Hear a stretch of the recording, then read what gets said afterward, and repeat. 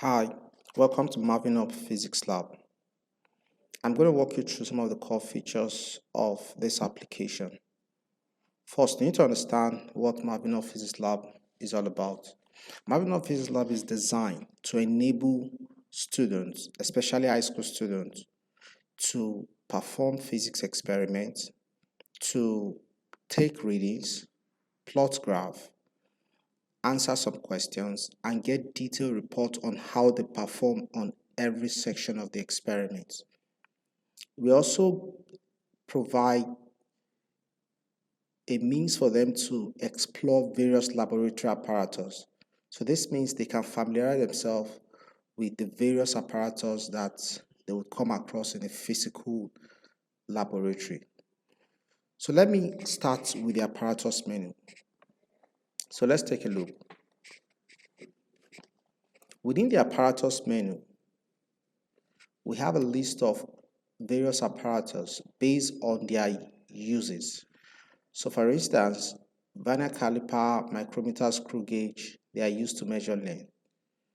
Then under mass, we have the spring balance, which is used to measure mass and weight. Under volume, we use measuring cylinder, eureka cylinder, and beaker to measure volume.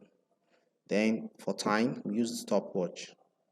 Under electricity, we have the ammeter, the voltmeter, the ohmmeter, and so on. I'm just going to walk you through just one of the apparatus here, which is the micrometer screw gauge. So let's take a look at the micrometer screw gauge. The software provides a kind of introduction to each of the apparatus. So in this case, you have access to the diagram, you have access to the text that describe what micrometer screw gauge is all about. We tell you all the various parts, we explain the precautions to be taken when handling micrometer screw gauge in a physical laboratory. Beyond the introduction, we also provide an exploratory environment that allows a user to actually have a feel of the apparatus. So in this particular scenario, we have a reading of 0. I can change that reading. I can exploit by moving the slider to actually see how a micrometer works. So in this case, a micrometer works by rotating the vernier scale while at the same time opening up the spindle. So the whole idea here is, as a user, I get to understand how it works. I get to understand how it is operated. And I also get to understand how to take readings. So in this particular scenario, I have the reading here is 4.31 millimeter. So how did I come about? Why is it 4.31?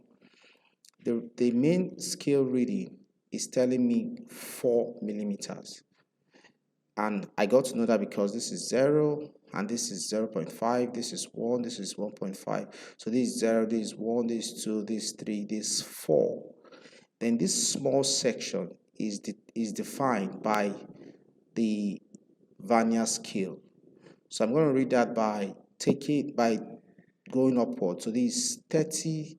Then the point where these two lines intersect, or the point where the line of the main scale passes through any of the line on the vernier scale, is where you take the reading on the vernier scale. So in this case, this is 31.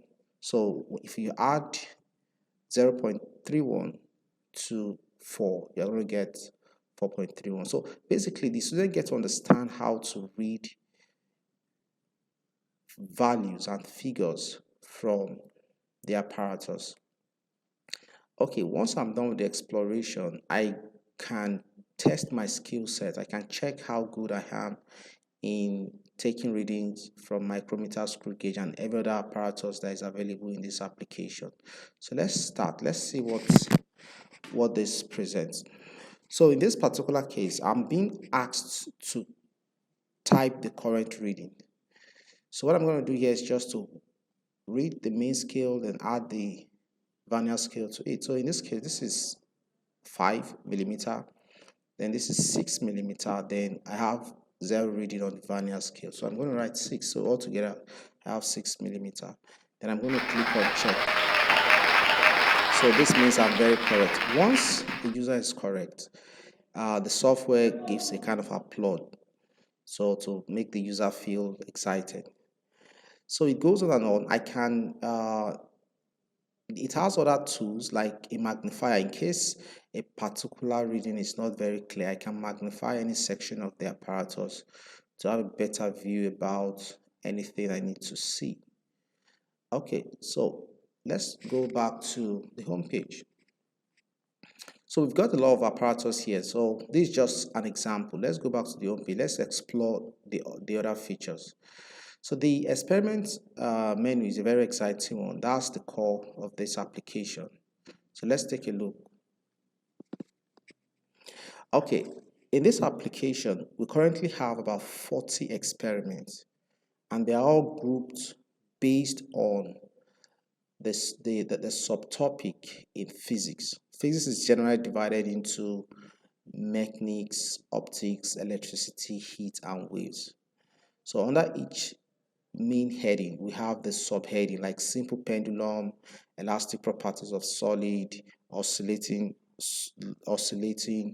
loaded spring, compound pendulum, principle of moment, and so on. Okay. The question now is, what can we do with this feature? What does it offer? Okay, so I'm going to pick an example. I'm going to take the second example under second experiment under mechanics. Okay, so the first thing you get to see is the setup. So we've got the setup tab, we've got the settings tab, theory tab, and result tab. So I'll explain what each of them presents. So under the settings tab, we define the objective of the experiment. So we state what the experiment's goal is. We provide a well-drawn and well-labeled diagram showing the experimental setup, how it should be set up in a real world setting, in a physical lab. Then we provide all the apparatus in words as well. Then we state the exact procedure to be taken when carrying out the experiment. Then we go further to provide precautions that should be taken when carrying out this experiment. Then we provide principles on which this experiment depends or relies on.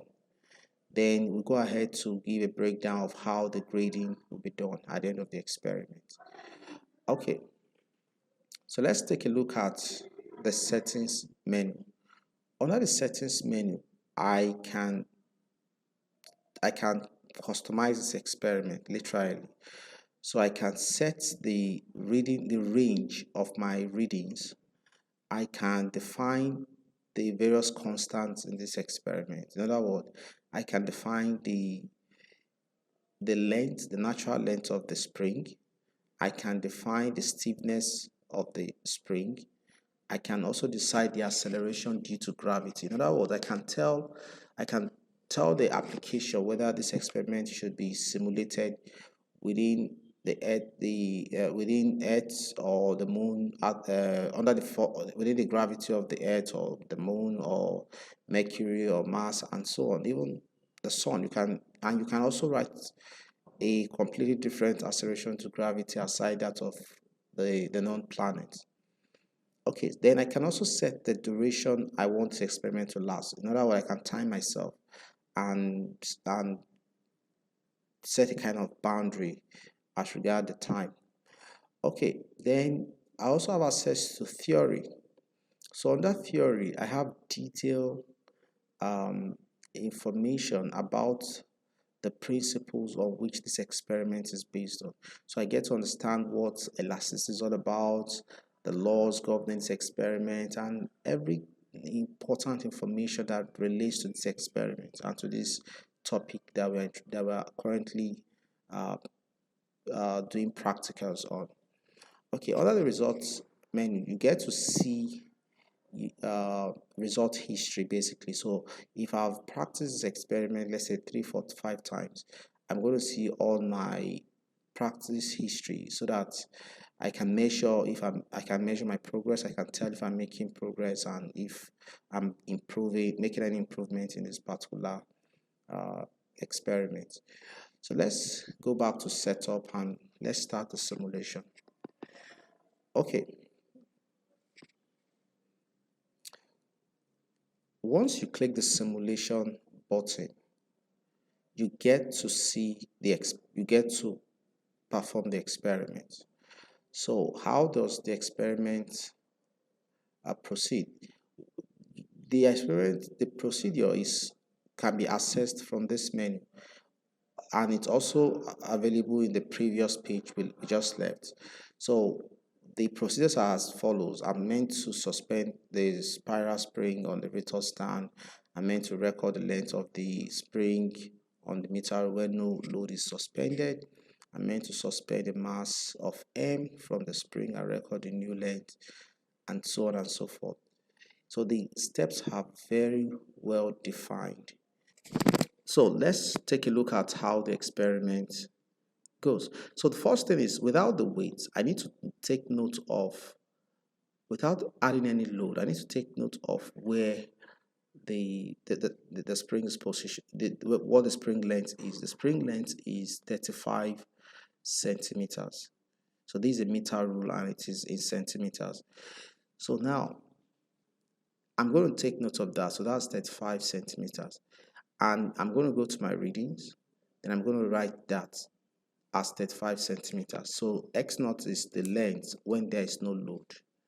And that value will be the same throughout because it's a constant throughout. So this is 35. This is 35. It should be noted that this 35 can be changed under the settings before we go to this page. Okay. So the next thing is we were told, let's go back to the reading, to the procedure. The procedure states that we should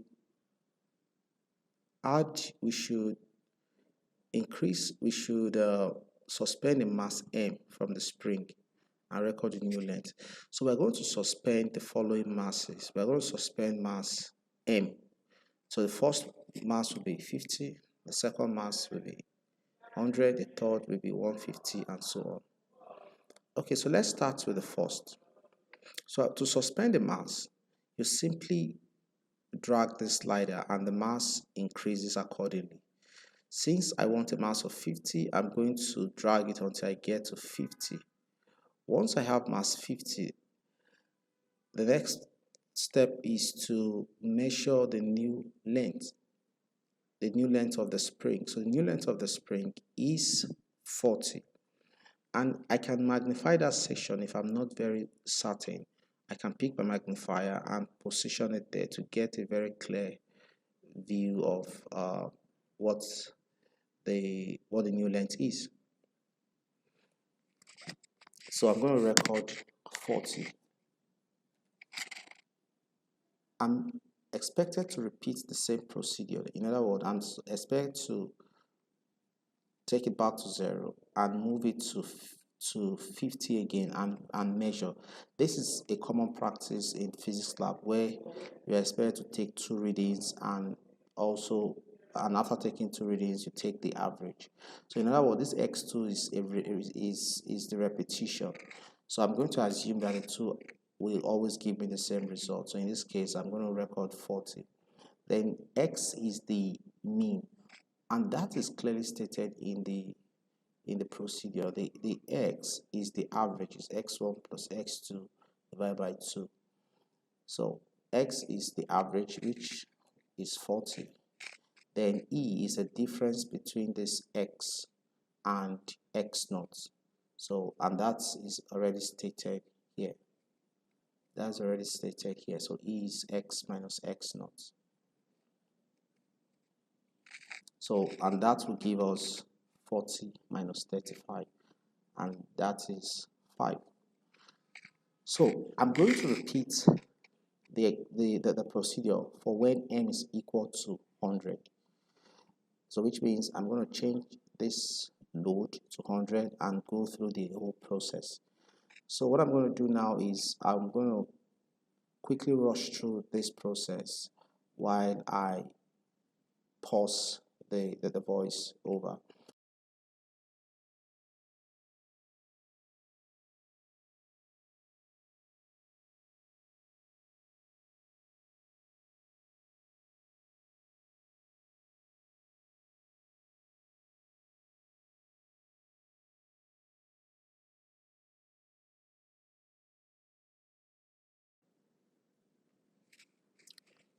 Welcome back. Okay, I've successfully taken all the readings. So here they are. So I did the experiment when m is 100 and 150 and 200 up to 300. So my table of readings is completely filled. So the next phase is the graph. From the procedure, we are to plot a graph of m on the vertical axis against e on the horizontal axis. Then we are to determine the slope of the graph. So let's take a look at how to go about it. So once you click on the graph, you've got the following sections to complete. So this is not a ready-made, this is not a graph that will be automatically filled. This is a canvas, a plain graph on which a student or the user is meant to draw or make a plot. So which means this section is designed to train a student and teach any student how to plot a standard graph. So the outcome is completely determined by the student. So let's get started. So the title in this case should correspond with the title of the experiment. So in this case, we are plotting a graph of m against e. I mean m versus e. So we can say mass versus extension. And once you are typing anything here, it shows on the graph. So on the x-axis, we have the extension. Then on the y-axis, we have the mass. So here we have extension E. And here we have the mass, which is m. So the next thing is to define the range. What should be the minimum value on the x-axis, the maximum value on the x-axis, and the step. And we need to do that for the y-axis as well. This is a skill set that every student should know, but in reality, most times they don't get to understand that. So this software enables a student to practice and master that. So in this case, I'm going to determine the minimum and the maximum from the information from the table. So I'm actually plotting the E on the x-axis and the M on the y-axis. So on the x-axis, the minimum value I have here is 5 and the maximum value is 30. So it means I should have the x-axis to be such that the minimum value, which is 5, should be found on this axis, and the maximum value should also be visible on the x-axis. So in this case, I'm going to use -5 up to 35 and a step of 5. So this ensures that the minimum value of x, which is 5, is on the x-axis, and the maximum value, and also ensures that the minimum and the maximum value difference spans about 2/3 or more than 2/3 of the x-axis. So let's take a look at the y-axis. So on the y-axis, I have a minimum of 50, a maximum of 300. So I can decide to use minus, I can decide to use minus 10, then up to, let's say minus 50, then up to 300, then a step of, let's see, 50. Let's see how, okay, 300, the 300 is hidden, so I need to increase it a little bit. So here I have, so this is good to go. So this, the minimum, this maximum, and it's about 2/3 of the y-axis. Okay, so once this is done, the next phase is to start the actual plotting. So our graph is ready for plotting. So we expect the user to, number one, plot the points, that is, indicates this data point on the graph. And we also expect a user to draw the line of best fit. So let's take a look at how it works. So to locate the points on the graph, you click on this pencil sign, then you start clicking on the point. So when E is 5, M is 50. So when E is 5, M is 50. So I'm going to click on this. Then when E is 10, M is 100. So that is this particular position. Then I'm going to do that for the next position, which is when E is 15. When E is 15, M is 150. When E is 20, M is 200.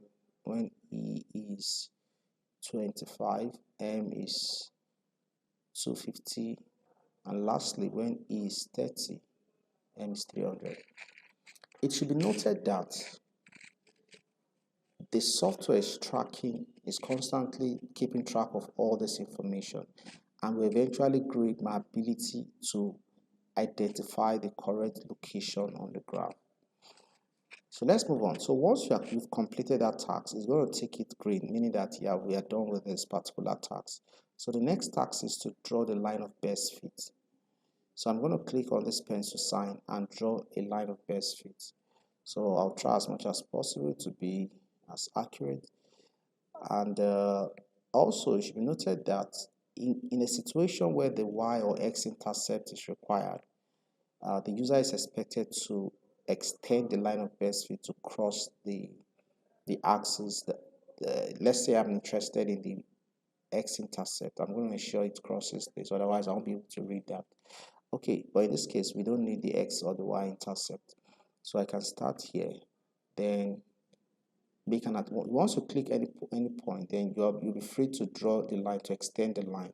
So you can move it however you want. You can stretch it out, then you can drop it. If you feel you didn't do a good job, you can delete it and start all over again until you get a good enough line of best fit. So in this case, I think it's pretty satisfactory. Okay, then I click this. Now I've completed the graph point and the graph line. So the next is the graph slope.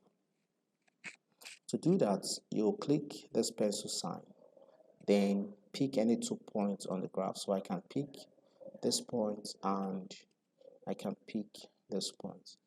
So once I pick those 2 points, it implies that this is my x1 and this is my x2, and it draws this rectangular line that indicates that we are taking the slope on from these 2 points.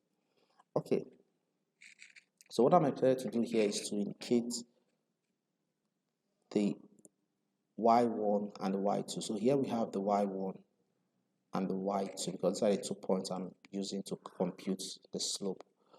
So the y1 here is 100, the y2 is 200, and the difference is 100, the difference between y2 and y1. So for the x1, this is the x1, which is 10, x2 is 20, and the difference is 10. So the next is to compute the slope, which is change in y divided by change in x, so which is 100 divided by 10, and that gives me 10. So I've successfully completed the graph section.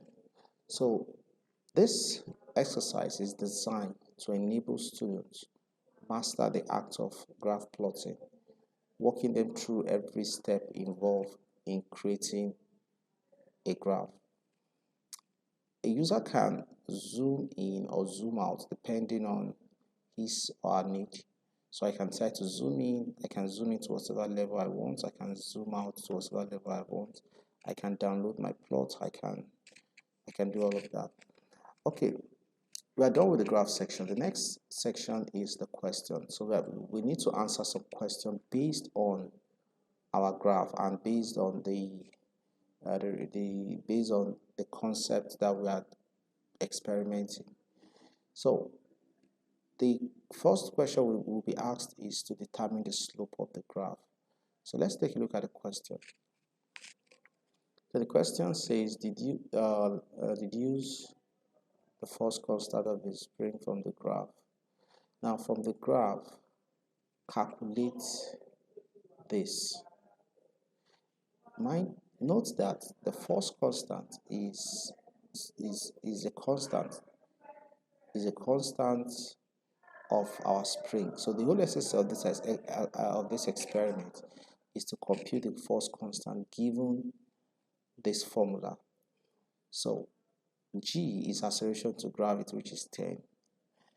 Note that this G changes based on the settings. So I can choose that my G is 3 in the setting and this G will be 3 at this stage. So this is 10 times S. S is the slope. So we calculated our slope to be 10. Our slope here is 10. Our slope is 10. So I'm going to say 10 times 10 divided by 10. So my C is equal to 10. So that's what I would type as my answer. So my answer is 10. Next, I'm going to compute. Okay, question says calculate the energy stored in a spring suspending a mass of 250 grams. Calculate the acceleration to gravity. Take the acceleration to gravity as 9.8 and the spring stiffness as 10. Okay, so in this particular instance, I'm expected to calculate energy given acceleration to gravity and given the stiffness. Okay, I'm just going to write a random answer. Then at the end of the day, we'll see what the software is going to do. So let me just say the answer is 200. Then in this particular case, I'm going to make the answer to be 1. Then in this particular case, the point at which an elastic material loses elasticity permanently because plus is known as. The answer is yield point. But okay, let me just write the correct answer this time around. Yield point. Okay, so this is the last question and we are done with the question section. Once a user is done, the next thing is to check if there's any part that is not completed. Once I'm done that I've completed every part, then I'm going to submit. So let me click here since I really want to submit. After submitting, I get to see my results. So let's go through the results.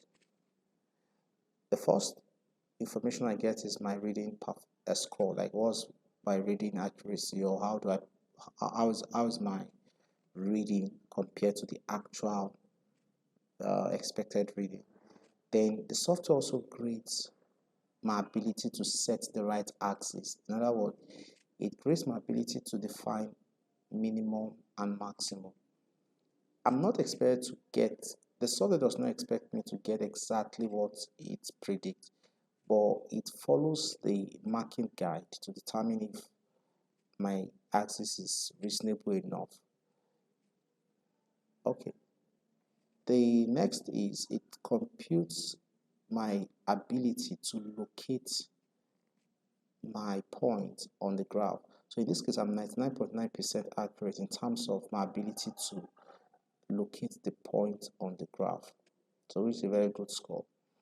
then it also computes my ability to draw line of best fit. So it means my line of best fit is 99.7 accurate. So which means there's a slight, a very tiny error, but then this is still a very pretty good score. So my ability to compute the slope too is 99.7%. Okay, the next is my question. How do I perform in the question section? Is 50% because I intentionally missed some question. Okay, I also get a breakdown of how I performed in various sections. So this means I spent more time plotting the graph, then followed by performing the experiment, then followed by taking readings. So this gives you an idea of how you distribute your time and where you spend more time. Okay, so this is the correction table. So I get to see my reading and the computer generated reading. So which is this is the expected reading. So it means I got everything correctly. So as regard the graph, this is my graph and this is the computer generated graph. So which is very similar, very similar. Okay, so the next is the graph component. So the computer tries to give a kind of optimum kind of graph component based on the marking guide that most certificate exam bodies use. Then I get to see my correction as well. So in this case now, I got the first question, I missed the next two questions, I got the last question. And then it gives the correct answer, and it could give more than one answer. If the answer is, for example, in this particular case, if I had typed yield strength, I would have gotten it. So I could type any of this and I would still get it correctly. So let's go to the question section. So within the question section, you have the correction, so detailed solution to those questions asked. Okay, so this is how to perform an experiment in Mavinhub Physics Lab.